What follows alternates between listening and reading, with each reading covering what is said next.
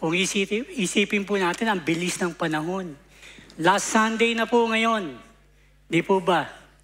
At talagang nagpapasalamat tayo sa Panginoon sapagkat nadagdagan na naman yung ating edad. Tama ba? Ako, ramdam na ramdam ko yung nadagdagan yung edad ko. Kasi nung dumaan ako sa palengke, dati, sinasabi, Pogi, anong gusto mo? Anong hinahanap mo? Ngayon, Manong, ano pong hanap nyo? Last Sunday, when we have our Christmas fellowship, meron tayong laro. Yung laro ay pahanapin ng mga ointment, mga pampahid. At nagtaka ko, ang daming nagbigay.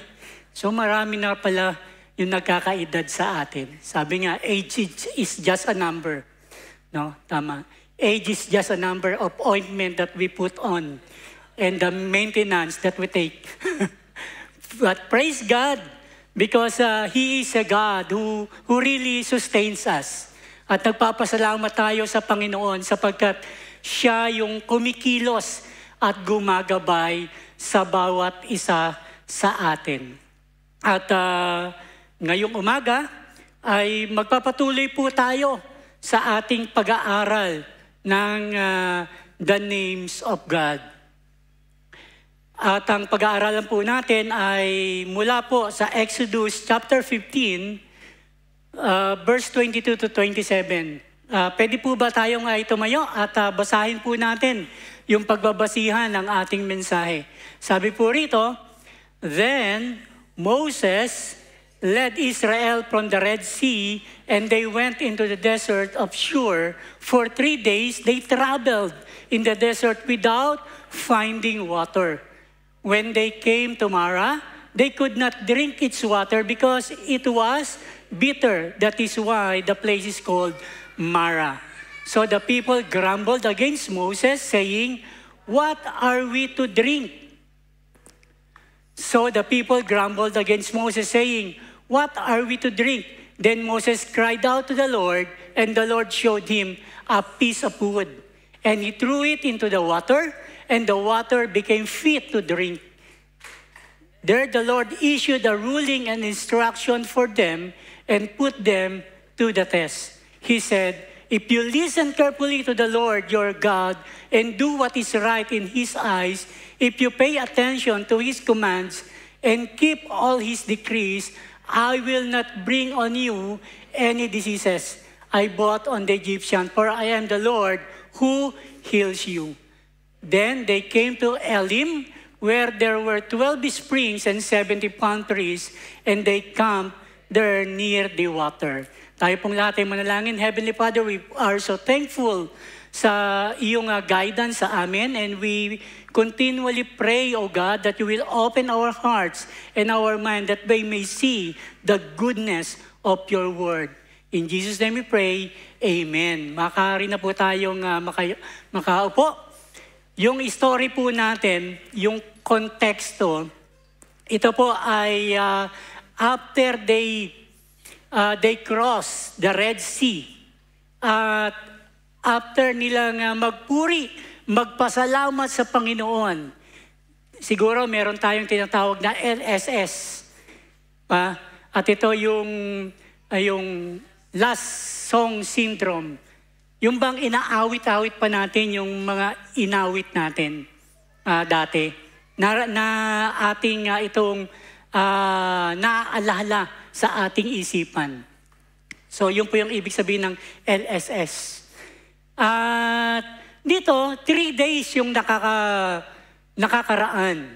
At ito nga yung awit ni Miriam, nung sila ay nakalabas doon sa Red Sea, umaawit sila ng papuri, pasasalamat sa Panginoon.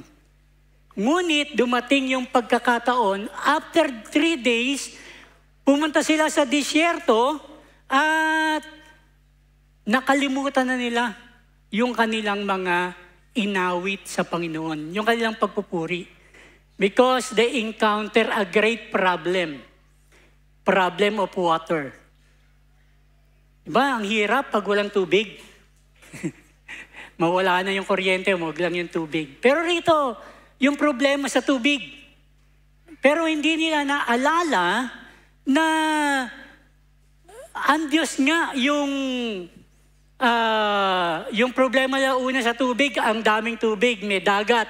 At kanilang tinawid yun. Ang Diyos yung kumilos, yung gumawa, kaya sila naka-cross doon sa Red Sea. Pero dito, they encounter different kind of problem about water. Wala silang mainom. Ngunit hindi nila naalala ang Diyos. Kung kaya niyang hatiin yung dagat, kaya niyang mag-provide ng tubig sa atin.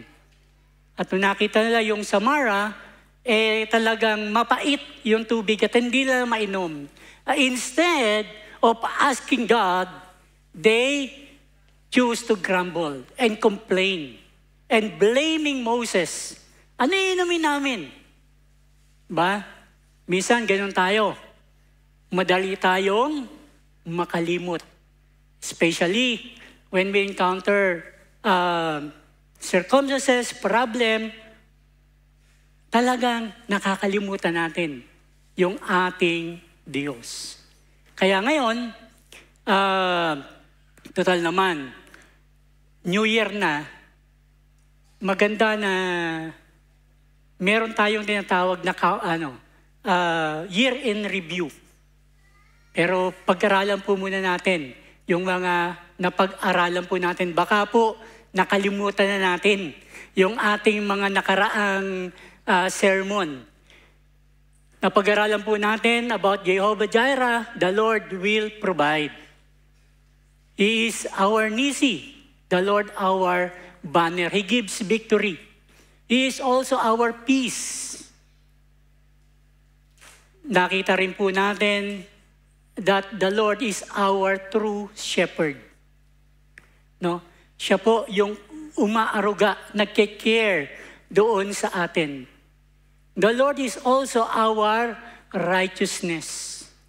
And last 2 weeks ago, we talk about Emmanuel, being God is with us, and the name Jesus, who is our Savior. So, paalala lang po ito sa atin. Matatapos na yung taon, at ito po yung mga names of God na ating pong napag-aralan. At ngayon po, we will be introduced to Jehovah Rapha, the God who heals. At ito po yung sinabi dito sa Exodus chapter 15, particularly in verse 26, sinabi ng Panginoon, I am the God who heals. So the word Rapha is used many times in the Old Testament. Marami pong pagkakataon na ginagamit yung word na Rapha. At ang ibig sabihin po noon ay to restore, to heal, or to cure. Kagaya po ng ginawa ng Diyos na na-restore niya yung water, bitter water into sweet water. At maraming pagkakataon na pinakita ng Panginoon na siya yung Diyos na patuloy na nag-restore at nagpapagaling. At pag-aaralan po natin ngayon, He is the God who heals physically, He is a God who heals emotionally, and He is a God who heals spiritually. When we say Jehovah Rapha, He heals our physical ailment. He restores our health. At ito po yung mga ilan sa mga particular verses that talks about physical healing. At marami pang iba. In the New Testament, nakikita po natin ang Panginoong Jesucristo kung paano siya nagpapagaling ng mga may karamdaman. At ito po ay pwede niyo pong kodakan. Pwede niyo pong screenshot. At pag-aralan po natin yung about physical healing. Hindi na po tayo dig deeper into that because maubos po yung oras natin. Pero alam po natin, ang Diyos ay nagpapagaling sa ating mga pisikal na nararamdaman o pisikal na karamdaman. Jehovah Rapha is the ultimate source of healing. Maari po siyang gumamit yung mga doctors, mga professional treatment, mga procedure, play a role in our physical healing. Pag tayo ay nagkasakit, pumupunta tayo sa mga doctors at nagkakaroon po tayo ng treatment. Yes, ang doktor ay nagbibigay po sa atin ng mga procedures, nagbibigay po sa atin ng mga kagamutan. Ngunit, tandaan po natin, the ultimate healer is the Lord Jesus Christ. Why? Because He is the one who created our bodies with the capacity to heal.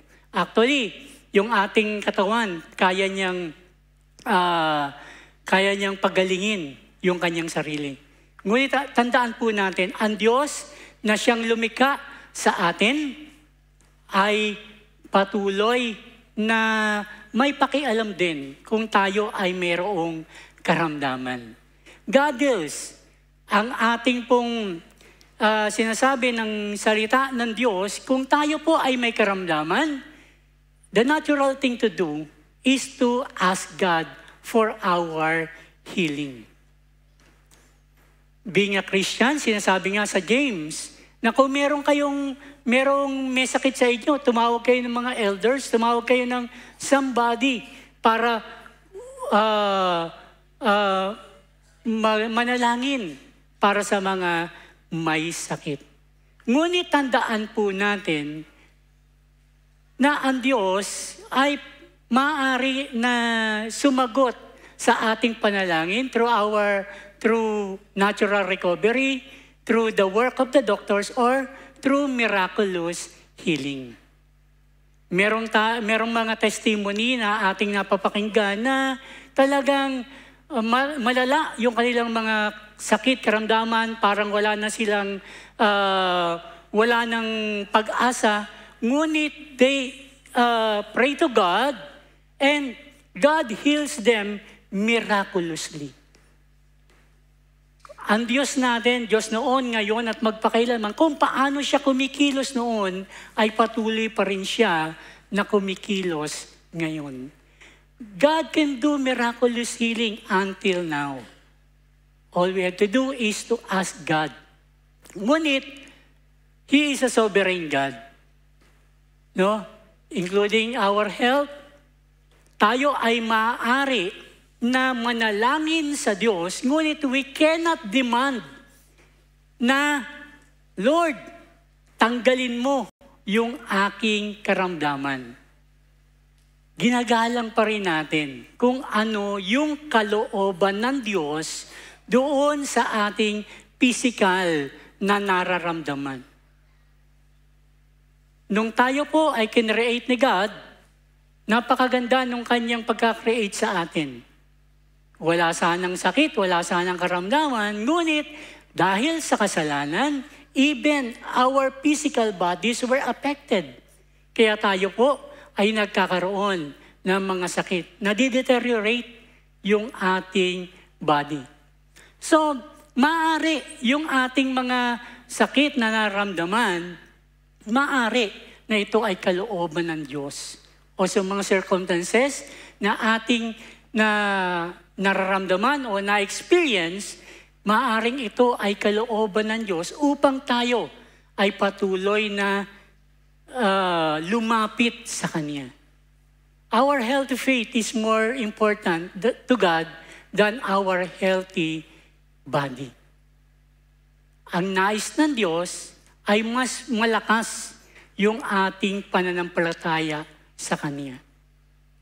Yes, God can do miracle healing. God can heal us physically, but we cannot demand. Hindi natin pwedeng utusan ang Diyos. Naalala ko dati, nung nagkaroon ng COVID, marami yung nagpapalayas dun sa COVID. Maraming mga preacher. Yung parang inuutusan nila ang Panginoon.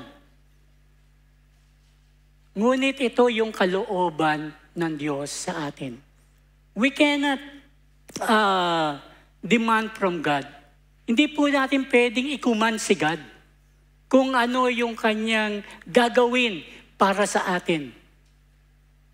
Hindi po natin pwedeng sabihin, wala kang karapatan sa katawan ko.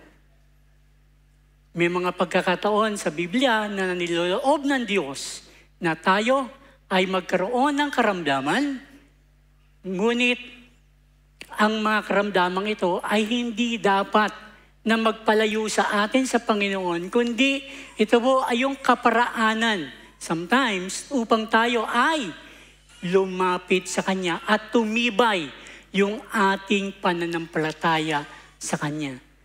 God is the ultimate source of healing.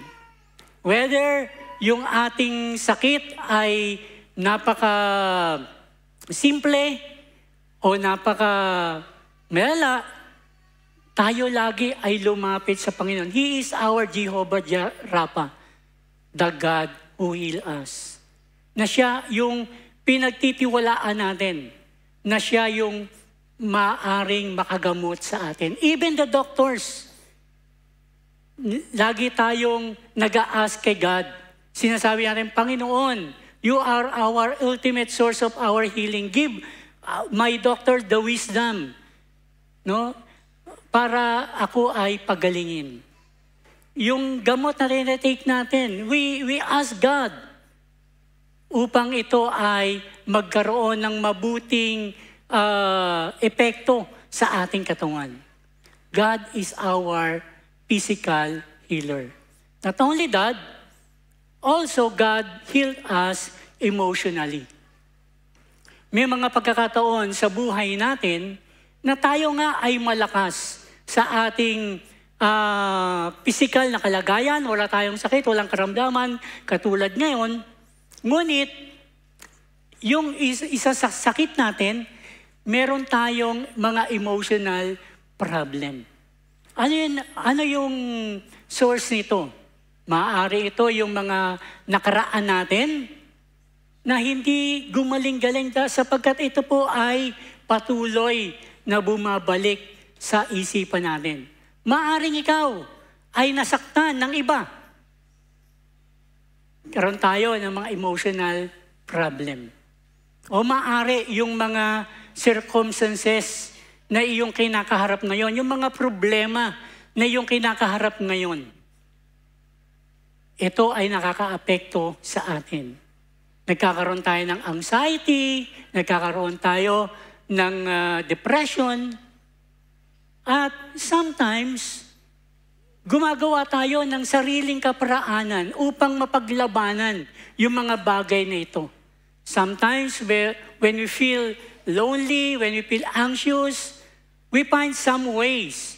Yung iba nga, they go into some vices. Sapagkat, pag ginawa ko ito, makakalimutan ko yung aking problema. Some go to some people na, pag marami akong pera o marami akong kaibigan, magiging masaya ako. God cares for our emotional wounds, providing healing and restoration. He is our Jehovah Rapha na patuloy na nakikialam din kung ano yung ating nararamdaman. He provides comfort, peace, and strength to those who are emotionally and mentally afflicted. Ito yung malimit na problema ngayon. Especially, kahit yung mga kabataan ay talagang nagkakaroon ng ganitong problema. Mawalan nga lang ng internet, galit na. Hindi natin makontrol sometimes yung ating emotion. Pero we have that Jehovah Rapha that heals us, even our emotion. Sabi nga sa Psalm 147 verse 3, He heals the brokenhearted and binds up their wounds. Sino rito? Yung mga broken-hearted. The Spirit of the Lord God is upon me because the Lord has anointed me to preach good tidings to the poor, and He has sent me to heal the broken-hearted.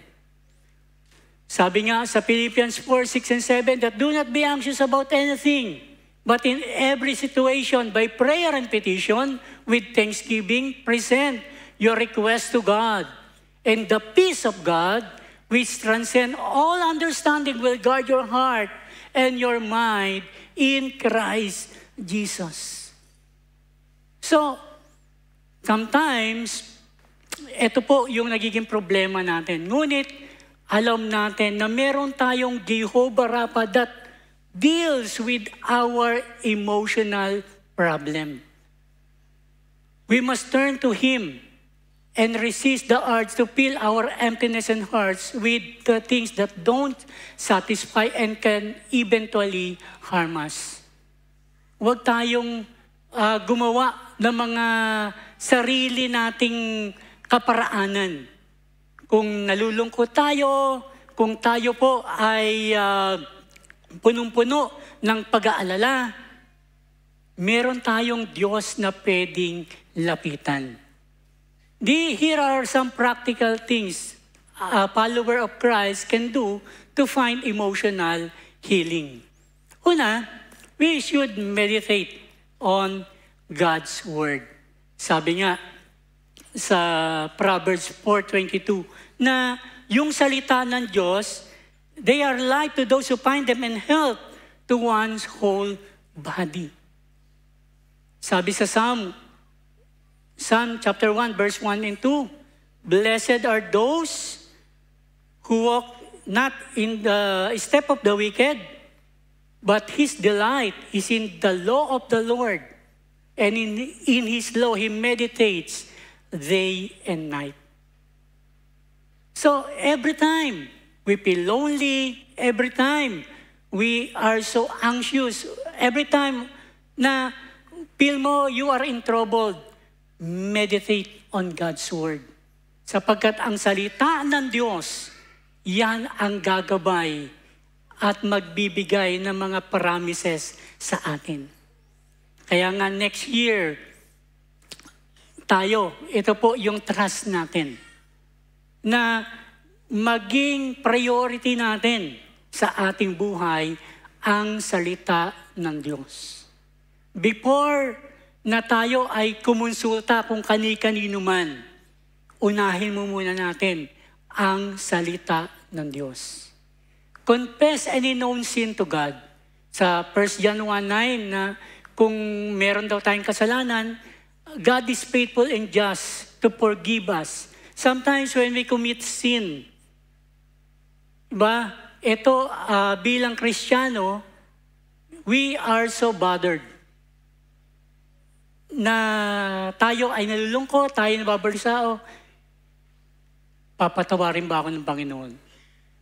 Pero ito yung pangako niya, kung tayo ay magpapahayag ng ating kasalanan sa Kanya, He is faithful and just to forgive us and cleanse us for our unrighteousness. Let the Holy Spirit take control of your mind. Sabi nga sa Philippians 4:8, kung ano yung mga nakakalugod sa Panginoon, think about this thing. No? Fill our mind. Let the Holy Spirit take control of our mind. Be captivated by the Word of God. Refuse to fall back into old sinful habits. No, bilang mga Kristiyano, struggle lagi natin to. Nandito pa rin tayo sa ating katawan. And sometimes, tayo ay natatangay. Sometimes, nandun yung urge na bumalik tayo. Ngunit sabi mo sa Romans chapter 6, verse 6, na bilang mga Kristiyano, tayo ay hindi na alipin. Tayo ay pinalaya na.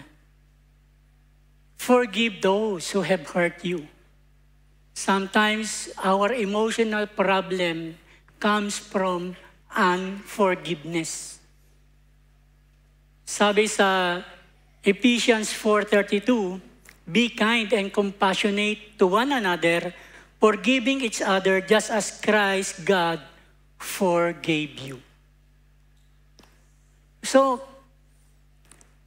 minsan, yung ating emotion ay nagkakaroon ng problema sapagkat, yes, may mga tao na nakasakit sa atin, ngunit patuloy tayo nagiging wounded because hindi natin kaya na magpatawad.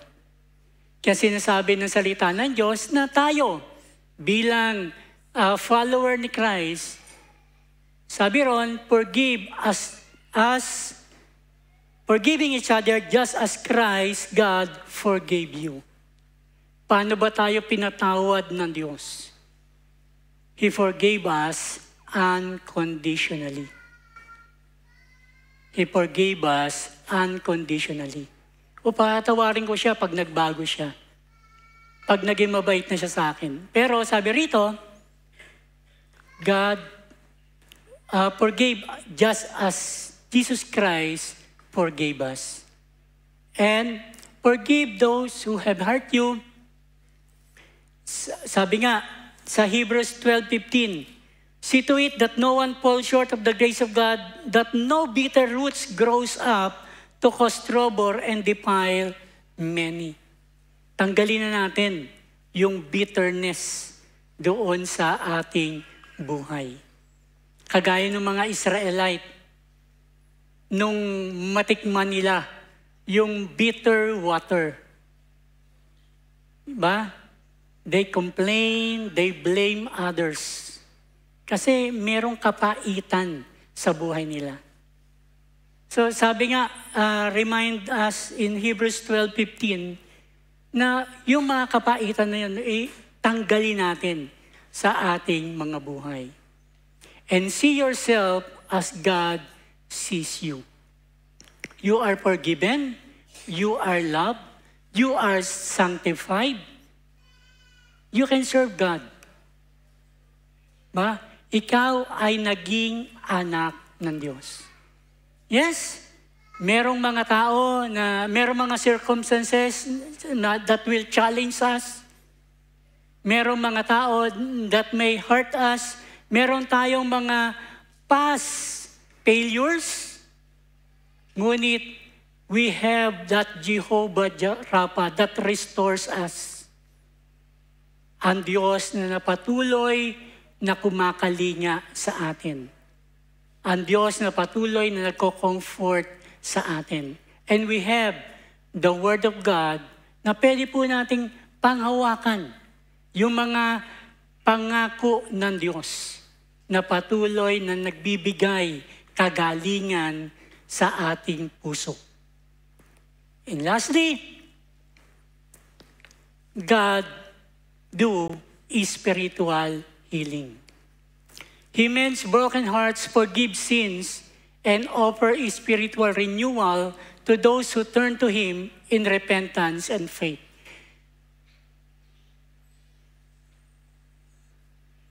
Sabi doon sa ating binasa kanina, so the people grumbled against Moses, saying, what are we to drink? Then Moses cried out to the Lord, and the Lord showed him what? He showed him a piece of wood.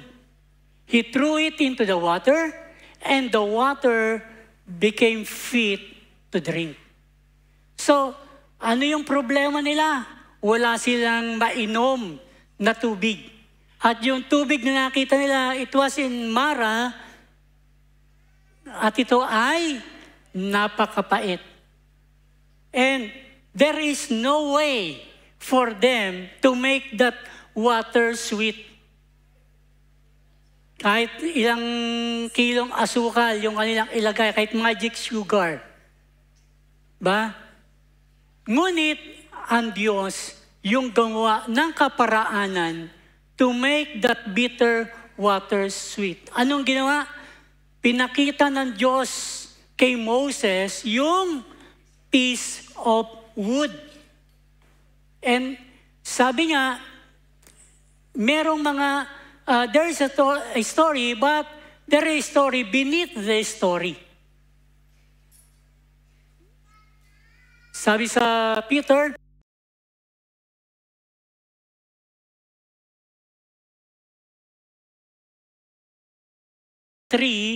that we, having died to sin, might live for righteousness, by whose stripe you were healed.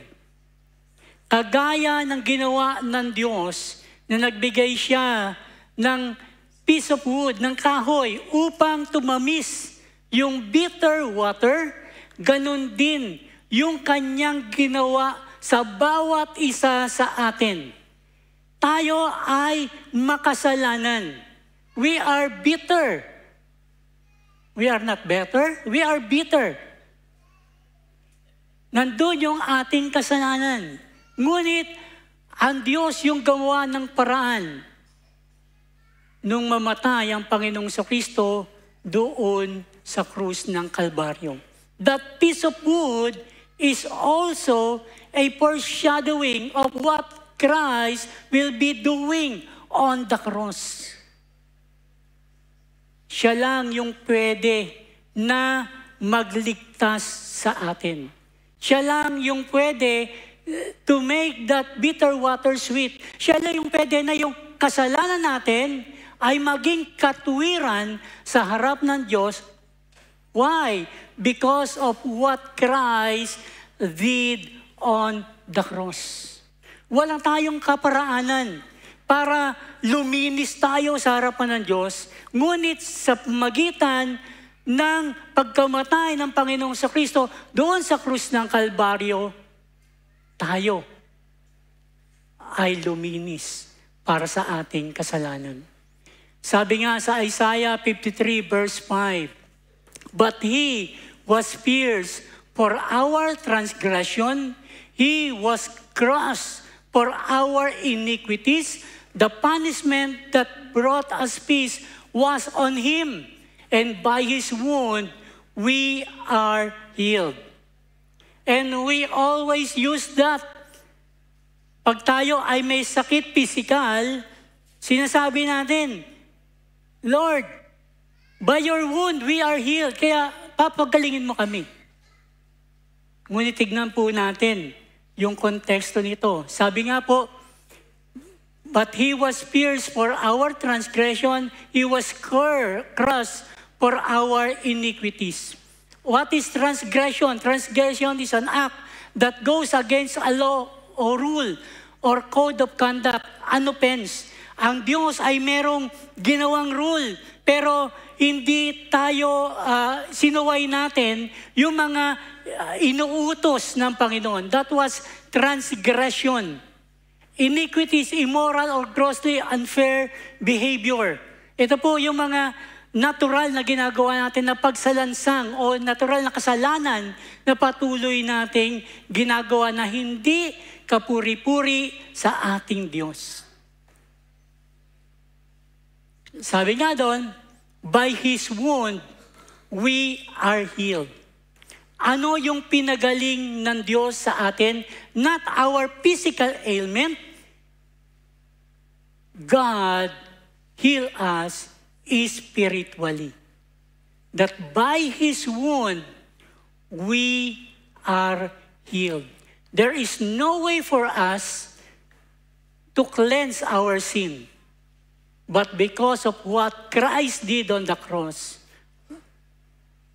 we are healed. Meron tayong kagalingan. The bitterness caused by sin can be healed by the cross of Christ who became a curse for us on the tree. Ang Diyos ang nagbigay sa atin ng kaparaanan upang tayo na spiritually dead ay mamuhay para sa Kanya. He is our Jehovah Rapha, the one who heals us spiritually. So God invites us to call upon Him for healing in every area of our lives. Spiritual, emotional, relational, or physical healing. Calling upon Jehovah Rapha is an act of surrender and faith. It acknowledges that God alone has the power and authority to bring about true healing and restoration. Maaari tayo, may sakit, physical, maaari tayong lumapit sa Panginoon, asking Him with faith, Lord, heal me. Lord, restore me. Maaring we have that emotional problem, but most importantly is our spiritual relationship with our God. Maaari hanggang ngayon, you are not sure na ikaw ay pinatawad na ng Diyos sa iyong kasalanan. He is our Jehovah Rapha. Jesus Christ on the cross because of you. Para ikaw ay mahil. Para ikaw ay mapatawad sa iyong kasalanan. If you think na sa pagkakataong ito, whether you are here or you are online, if you think of yourself na wala ka pang relationship sa ating Panginoong Kristo, ito yung pagkakataon na pwede mo siyang papasukin sa iyong puso. Ito yung pagkakataon na pwede mo siyang tawagan. He is our Jehovah Rapha. He heals me spiritually. Marami ka nagawang kasalanan. Pero siya yung gumawa ng kaparaanan para tayo ay makalapit doon sa Kanya. Hindi dahil sa ating kaparaanan, kundi sa kaparaanan na ginawa ng Panginoong Jesucristo. Let's call upon Him. He is the power, has the power to heal us. Physically, emotionally, lalong-lalo na our spiritual condition. Ask God to take control of your life. At dito, sa ating kwento,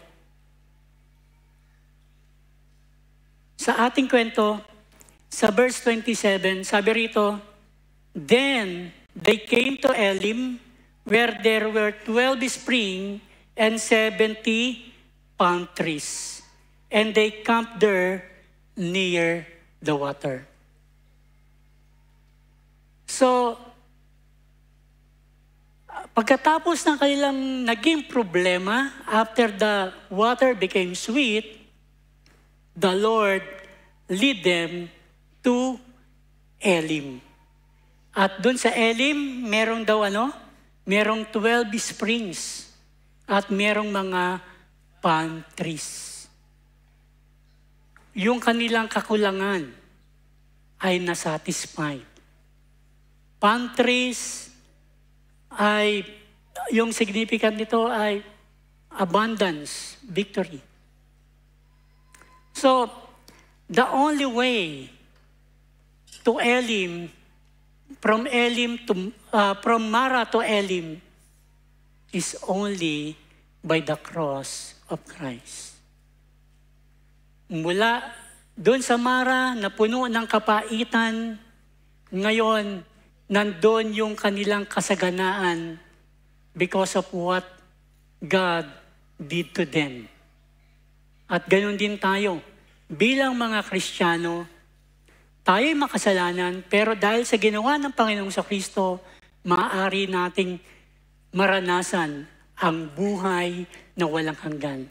Sabi nga sa John 10:10, I gave them life and that life, a full life. Yung buhay na kasiyasiya sa ating Panginoon. Kaya, anuman, yung ating kalagayan, lumapit tayo sa ating Diyos.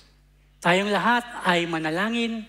Heavenly Father, we are so thankful because you are our Jehovah Rapha.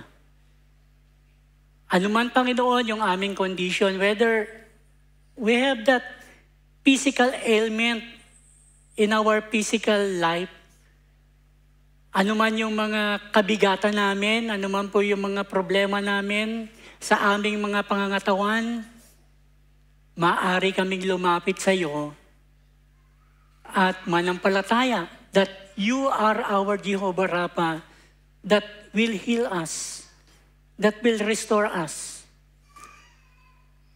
Also, Lord, we are so thankful because you are our Jehovah Rapha that heals us emotionally.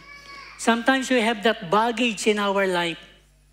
Meron kaming mga anxiousness na naranasan, meron kaming mga pag-aalala, meron mga troubles. Sometimes we feel depressed.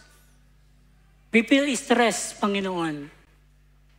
We are so thankful that we can come to you in faith sapagkat ikaw ang Diyos that will heal us emotionally. Most importantly, O God, you are a God who heals us spiritually. Panginoon, salamat sapagkat ikaw yung gumawa ng paraan upang yung kasalanan namin ay mapatawad sa magitan ng pagkamatay ng Panginoong Kristo. Kaya Lord, kung wala ka pa sa puso namin, wala ka sa buhay ko, this is the time na ang Diyos ay papasukin mo. Let God to take control of your life. Sometimes, matagal na tayong Kristiyano, pero yung buhay natin, hindi naayon sa kagustuhan niya. We commit several sins in our life. We are not living in the way that is pleasing to God. Pwede tayong lumapit sa Panginoon. He is our Jehovah Rapha. He can restore us. He can heal us spiritually. And to start our day once again, na ang buhay natin ay healed because of what Christ did for us. Salamat, Panginoon, sapagkat ikaw ang Diyos na patuloy at patuloy na magpapagaling sa amin. Purihin ka, ito ang sa dalangin, sa pangalan ni Jesus. Amen and amen.